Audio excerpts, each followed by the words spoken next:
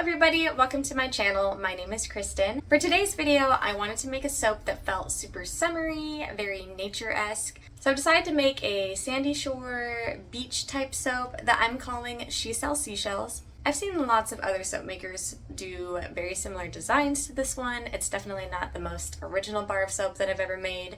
But enough of the chit chat, let's get to soap making.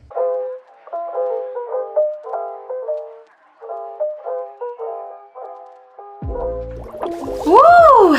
Let's talk about the colors and fragrance oil for today's soap. For the sand portion of this soap, I'm using Honey Blush by Nurture Soap. It's just going to take the natural kind of yellow tan color that cold process soap is and just really make it pop a little bit. I'm also going to be adding this blend of ground up coffee, ground up pieces of soap dough, and just a little bit of kaolin clay. This is just to give the sand kind of a textured, speckled look. For our ocean waves, I'm going to be using 3 different blues: Siren Song, Klein Blue, and Blue Vibrance, also all from Nurture Soap. I'm a little weary that the Klein Blue and Blue Vibrance are going to be so close in color that you won't be able to tell that there are 3 different shades of blue here. However, I am going to be making some white soap using titanium dioxide, and I'll use some white in between the layers of blue to give it kind of like a feathered ocean foam look. And for our fragrance today, I'm using 1 ounce of Basil Sage Mint from Nature's Garden. Out of the bottle, you can definitely smell the mint. I don't know about the basil and sage so much. It smells a bit more cottony to me, but I thought that it would be a really nice, fresh fragrance for a soap like this. All right, let's get started. For this recipe, we need 9.4 ounces of water,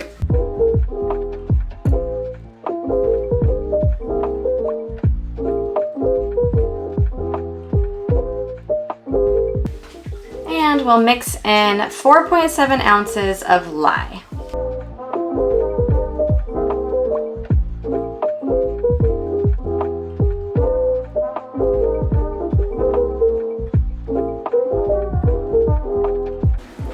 All right, next up we will measure out our soft oils.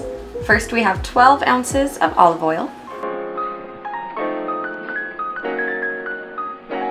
1.5 ounces of castor oil,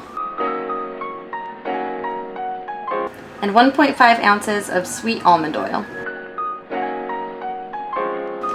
For our hard oils, we will do 9 ounces of coconut oil,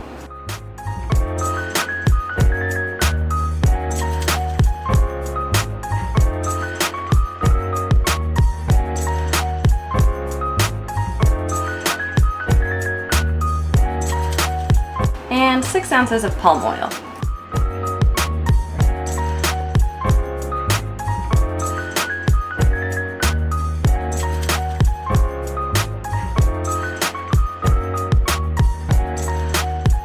I'm just waiting for my lye water and my oils to cool down. So in the meantime, I'm going to make some little melt and pour shell embeds. I think this will just add a really nice finishing touch to this soap. This is just a white shea butter soap that I typically pick up from Michael's. Go ahead and pop this in the microwave for about 20 seconds. Alright, my camera died, so in case the footage was lost, I added some oleander by Nature's Garden just to make kind of this pearly pink color for these 3 shells. And for the starfish, I'm going to add just a little bit of orange vibrance to the soap. This is, again, from Nurture Soap.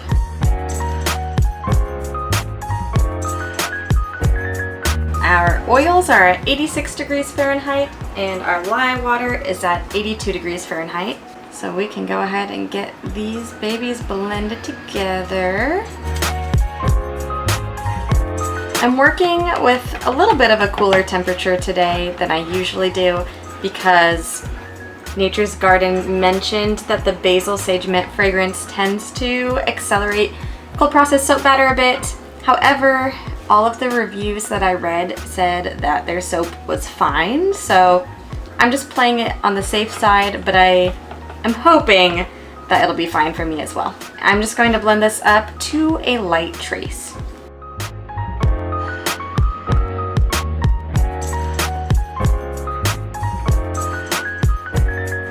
I'm going to separate the batter in half So about 21 ounces into the bowl here. And that is because I'm doing half of this batter for the sand portion of this design and the other half for the waves. I have gone back and forth a million times on whether or not I want the top of this soap to be the sand portion or if I want the top of the soap to be the waves. If I have the top be waves, I can do this really pretty blue eco glitter on top, plus I can also play with the texture and make it look like waves. However, if I place the sand portion on top, I can also give it a little bit of texture, and I can put the shells on top of the sand and make it look like they are freshly washed ashore. I think in the end, I'm going to do the sand on top because I'm going to be doing the One Pot Wonder for the wave portion of this soap, and I feel like I can get the design that I'm going for a little easier if I have the waves poured first into my mold. But we'll see, maybe I will regret that decision later. Alright, I'm going to do my best to separate this batter mostly evenly into my 4 containers here.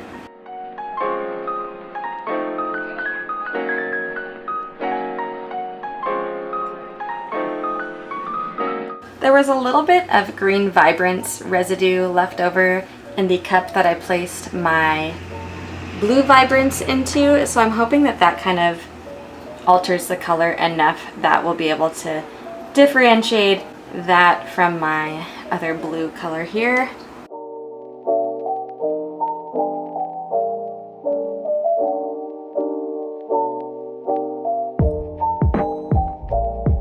Okay, I'm just going to kind of eyeball my fragrance oil here, which I know is not the most professional way of adding fragrance oil to your soap batter. And I do want to work quickly just in case this does accelerate more than I want it to.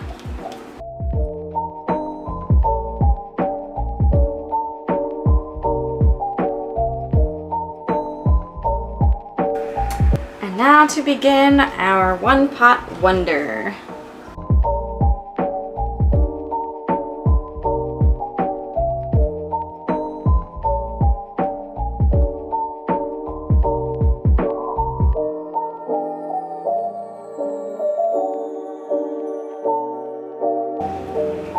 Kind of getting nervous about how this is going to end up looking actually.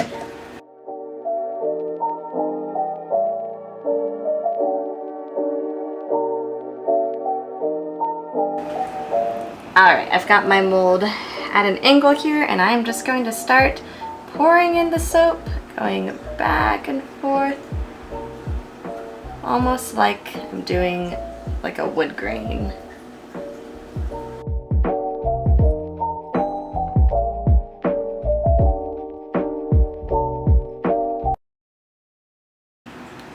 This definitely thickened up on me more than I thought it would. Kind of a bummer, but that's all right. Now to prepare the sand portion of the soap, I actually want to make a little bit more white soap. So I'll go ahead and add our honey blush to the rest of the batter here.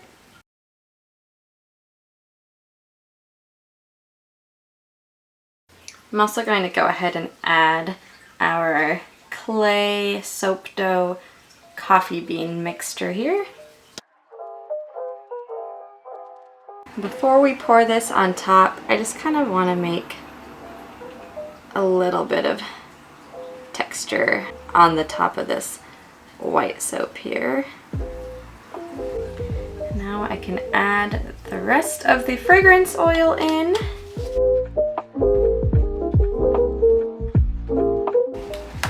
Before that starts thickening up, I'm going to gently pour it on top of our waves here.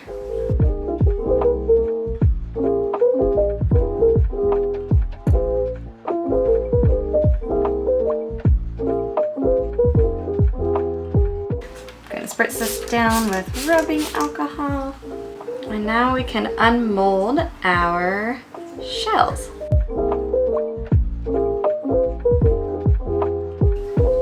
I'm just adding a tiny bit of texture to the sand soap here. And now we can put in our shells.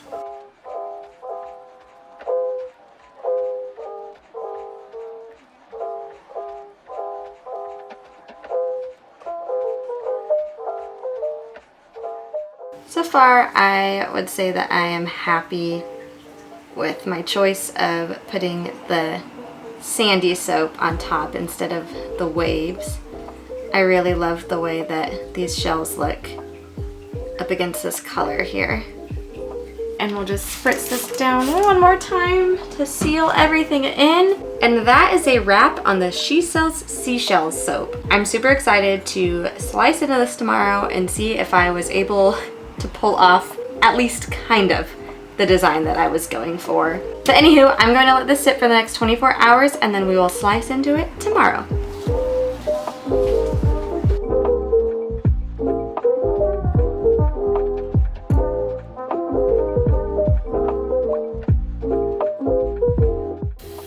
Ooh, y'all, I am so excited to slice into this soap. Excited because the colors look like they turned out how I was picturing this soap looking, but also excited because this is the debut of my very first single bar soap cutter. Woo! I've been waiting for the right moment financially to buy myself a nice soap cutter, and I was able to get myself there earlier this year. I think we're all lined up here to cut off our end piece. Here we go.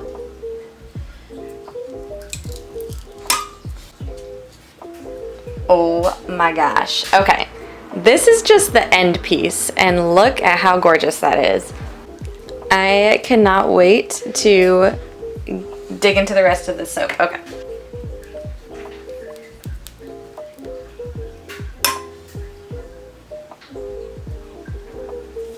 Yes. Oh my gosh, this is what it looks like on the inside. I am so happy with this. Ah, those blue colors are everything. I'm really happy that I did go back and make this white soap for that little bit of seafoam layer. The sand has the speckles that I wanted. Oh my gosh, this is perfect. Okay.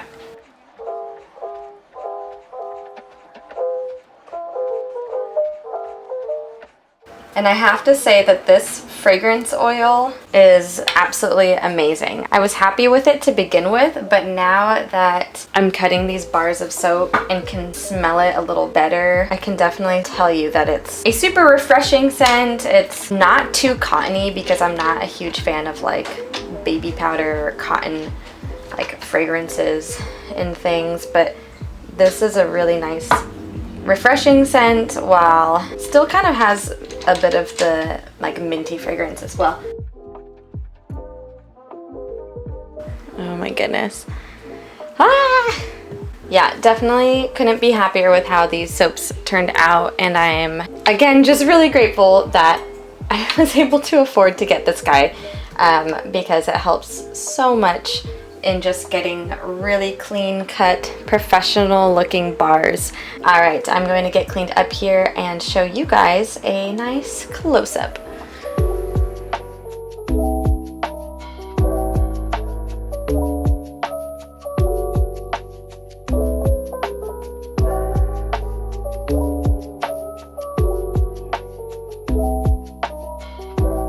Well, that is a wrap on the She Sells Seashells soap. Let me know what you guys think about this soap in the comments below. Personally, I'm super happy with how it turned out. I think it might be my favorite bar soap that I've made thus far in my cold process soap making journey. And if you're interested in getting one of these very thick cut bad boys, I have a very limited number available on my website, linked in the description box below. Thank you guys again for watching, and I will see you in the next video. Bye for now.